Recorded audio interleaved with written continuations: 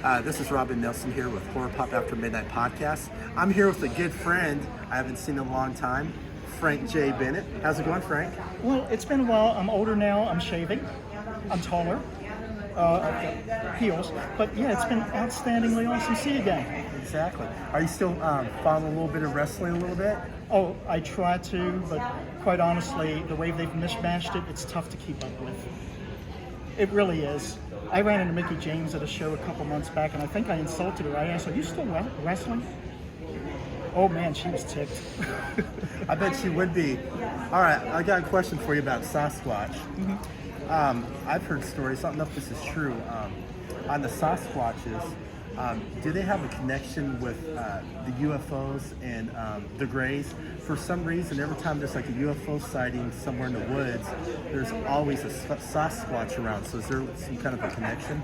Not always a Sasquatch around. However, the characteristics line up very neatly. Those reports are not as common as you may think.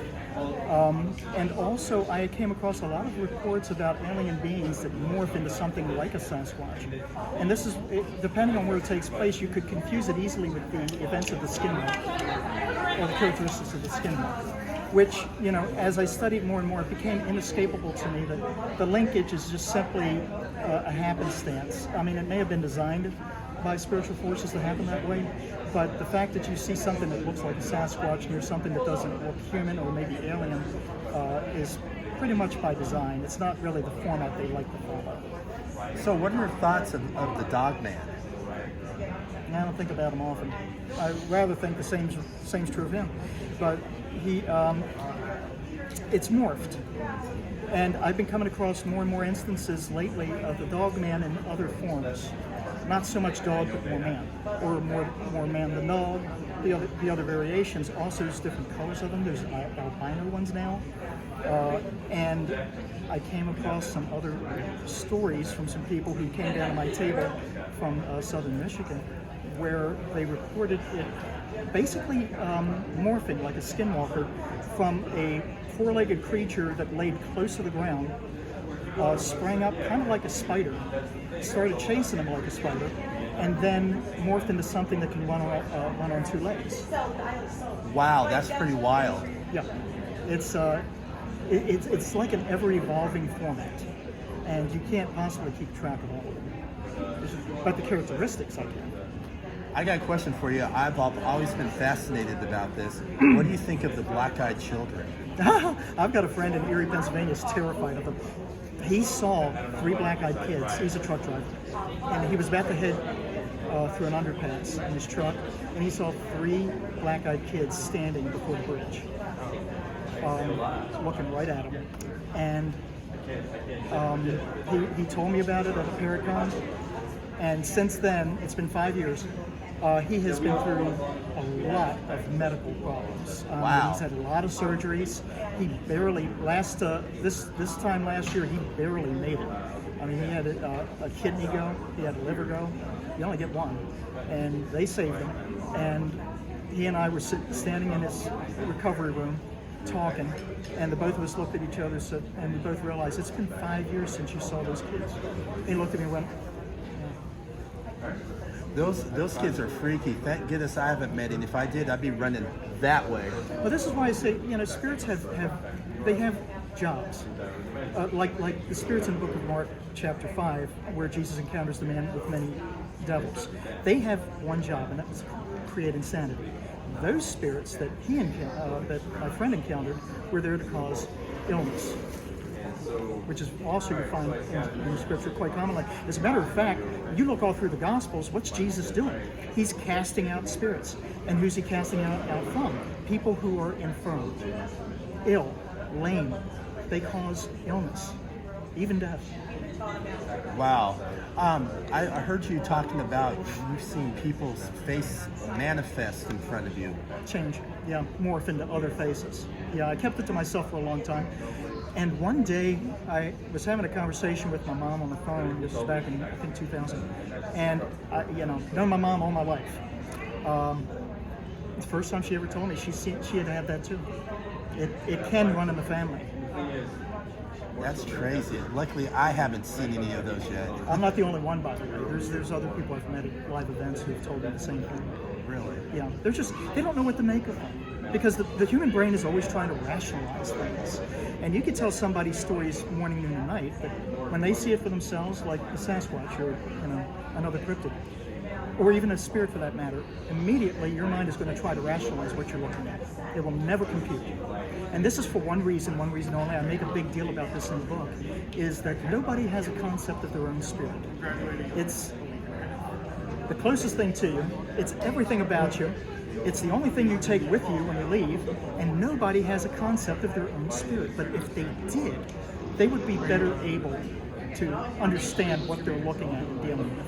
And I tell paranormal groups that if you practice this and get good at it, you won't need the devices as much as you think, because your own spirit will become a detection device. Your own spirit could become a hedge, as in the book of Job chapter 1, where Satan complains to God that I'd love to go after Job, but you put up a hedge of protection around him. You remove that, I'll go after him. And that's what God does. And that's why I teach groups. You can have the same hedge. You don't need the sage. You don't need all the affectations. You can develop your own spirit and be developed far beyond what you think you're accomplishing now. Yeah, the last time I talked to you, you were into the paranormal after, you gave your life to Christ. What got you into cryptology and zoology? Well, as we both know, I was only 10 years old then. Right now, I'm probably 12. So anyway. No, 20 actually. Anyway, it's not, I tell people this all the time. I know experienced hunters who have been in the woods their entire lives, 40, 50 years, never saw a blessed thing. People like me will go take out the garbage and see Bigfoot. You can look for the paranormal, the cryptozoological, or UFOs morning, noon, and night, but if it wants to find you, it will. And that's how it works. Dude, that's freaky. And I've been on some paranormal investigations too, and for some reason I'm just like a large magnet. I always draw everything. I thought you were a chick magnet. Yeah. I could be. I'm a good looking guy. Yeah, what happened to that? I just don't know. I was on one investigation over in Kentucky. We were over at Jailhouse Pizza, and it used to be an old hanging jail. Is this where they keep the pizzas that have mysteriously passed away? Oh yeah. I thought that used to be Pizza Hut. Yeah. Yeah. But the thing about it is, they have this old hanging jail from back in the 1800s where they connected it. And when I went in there, I kept on feeling like something was watching me. And then when I was heading home, I started feeling like real hot, like a high fever. I couldn't explain it. And I was telling my friend, to pull over and stuff. And it lasted for a couple days. So what do you think? Do you think something followed me for a little bit? That's the thing about spirit attachments. You don't know. And I always make this joke about these paranormal investigators on TV. I won't name them. They know who they are. But they go from one investigation to the next, one location to the next, and I've never seen one of them once entertain the idea that they drag spirits with them to this location from the last location. Or they're literally dragging in their own evidence. And the spirits are not impressed with us. They toy with you. This is the other thing about the spirit I was talking about. You get to know your own spirit, you'll realize something, that they are spirit. And the second you walk through the door, they have you read like a book. They know everything about you, and they can push buttons on you forgot you had, you see. And you get more spiritual, you understand your own spirit personality better, you'll have a better understanding of that and how you can be manipulated. Oh, by the way, I love to tell paranormal groups, please take 1 year of psychology, because you don't have a clue how the human mind can be messed with. One of my favorite shows is the Carbonaro Effect. I think it's under another name now. But he's a magician who sets himself up in everyday situations. People come up and he just fascinates them with these magic tricks, and they don't know the tricks when they're happening. Blows their minds away. That's how easily the human mind can be messed with. And spirits are expert at this. And they do it on a spiritual level. They don't have to obey physical laws like you and I. They can break every physical law we know and impress the hell out of you and make you think you have evidence you don't. I can believe that as well. I got another question for you too. like God, do you think he goes through like dimensions, from there to the Earth? This is what is going to make people mad. Albert Einstein, about 100 years ago, first suggested the idea of dimensions. To this day, get ready to scream at me, science has not conclusively proven the existence of dimensions. To this day, it exists on paper. Sorry. If they want to call other realms, like the spirit realm a dimension, fine. Call it what you wish, I don't care. But the spirits come from somewhere. The Lord dwells somewhere. And you got to ask yourself, in the beginning there was the Lord, and there was the heaven. And so why did he make the earth and then humans, and then why did he make it a physical existence? Yeah. That's an interesting question. As a Bible teacher, I like to entertain. Well, you're entertaining me right now. That'll be $10. No, I'm kidding. Oh wait, hold on. Let me see if I got it in my pocket. Tell us about the book you were talking about that just came out. Which one? The Aberdeen. Oh, okay. I published the Encounter with the Aberdeen Wildman back in 2015. Okay. About my own personal encounters with not just this cryptozoological creature, the Wildman, but also my encounters with, dark entities and Sasquatch and other strange creatures I've came across in the wilderness. And in the book, I break down, analyze, and hopefully explain all of these strange things we find in the paranormal realm, in the cryptozoological and alien UFO realm, based on the characteristics observed, just on the characteristics. And it was, like I said, when I went to hunting scripture for the paranormal, I also looked at the characteristics. And it was surprising to me how they all seemed to line up right neatly. Wow, I can see that too. I really can. But you're going to get a lot of people mad. Just like, no, that cannot be. Another day of the week. When I do like paracons, paranormal conventions, they stock them with all kinds of people of all kinds of disciplines. I got people who hate me because I teach scripture. There are people who compete with me, like shaman and people like that. And they'll come at my table and they'll test me, ask me question after question after question, and I tell them, listen, I don't know anything about algebra. I'm kidding. So, and I tell you stand your ground, because they're trying to change you and make you agree with them. The Lord will be pretty ticked at me if I do that. Hey, thank you so much for taking your time with me. It's been a pleasure. It's great seeing you. Like I said, it's been forever. See, I haven't changed in 20 years, have I? You were just a little bitty baby when I met you. That's right. You aged like fine wine. Boxed wine, yes. So, what other projects are you working on right now that's coming out? I got a book that's about to come out called Questions for God. And in my walk, in my book, Encounter with the Aberdeen Wildman, there's a real temptation to write about yourself, but I really am a very private person. I don't do that. However, I do detail over the past 40-something years how I've come across so many strange people, and they seem to have been placed in my path to test me. This is before I got saved. And ask me these questions. Why does God allow this? Why did God allow that person to die? Why do bad things happen to good people? Those questions. So in the book, I write those stories and I answer those questions. Ooh, I like that. Yeah, I've got 8 books in the works. 8. You're a busy guy. Well, kind of, sort of, maybe. But a writer's process is not on a mill. When you're inspired to write something about a subject matter you want to work on, one of my books, I'll hit it heavy, and when I run out, I might not pick it up again for a few months. Really? Yeah. Inspiration, you can sit at the computer all day long and stare at a blank screen. Inspiration comes when inspiration comes. Bruce Springsteen had the same style of writing when he wrote music. He had notebooks full of half-finished songs. Wow, that's amazing. Yeah. That's what it's like to be a writer. Yeah, and sometimes you get that writer's block, though, too. Yeah.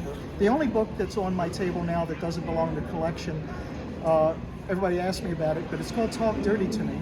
It's nothing to do with paranormal, nothing to do with scripture, nothing to do with anything, except it was a collaboration I wrote with a lady who was a very close friend of mine named Dawn Wells. And she wanted me to write a story about something she could make into a stage play. And I came up with the concept. She was living in an assisted living facility in Glendale at the time. And I came up with this concept about two sisters reunited in an assisted living facility, and they get involved in running a phone sex operation out of the basement of the living facility because some elderly people have sexy voices. And the guy on the other end of the phone doesn't know that. But, he just hears the voice. You know how old you are. So that's how I based the book. And then, Dawn passed away. I have nothing I can do with the book. So I have that on the table just in case anyone's interested. That's pretty cool. It's one of the things I get to do as a writer. Not just writing about cryptozoological and the ghost and the scripture and all that. I get to write about other things, I'm surprised you haven't wrote a biography about professional wrestling. No, others have done that, and they're better than me. I could tell you stories, but I'm still a fan, believe it or not. I'm still a fan of classic wrestling. Not the old stuff on TV. I want to see wrestlers just put on the old style show. Because those guys were experts before kayfabe came in. They were experts at making you think somebody's getting hurt. I mean, experts. Oh, yeah, those were the good old days. It's an interesting side point, but I just came from Las Vegas a week ago. I was doing a expo there. Lee Majors was on the card, and I got to meet him for the first time. Okay.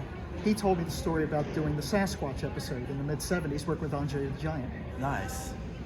And, they pulled gags on him and all that, but they were surprised how gentle the man was, how professional he was.